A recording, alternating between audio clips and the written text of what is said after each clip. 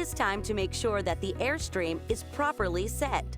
With the air curtain operating and the door in its full open position, check to see that nothing is obstructing the airflow at the discharge nozzle vanes. Find the airstream split location. Hold a handkerchief by its corner, approximately 12 inches above the floor. Gently move the handkerchief back and forth in the doorway. Make sure the air is being directed to both the inside and the outside.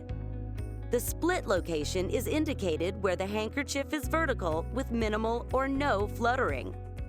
The split location should be approximately 3 inches outside the threshold of the door. If the airstream needs adjusted, de-energize the air curtain and adjust the discharge nozzle vanes.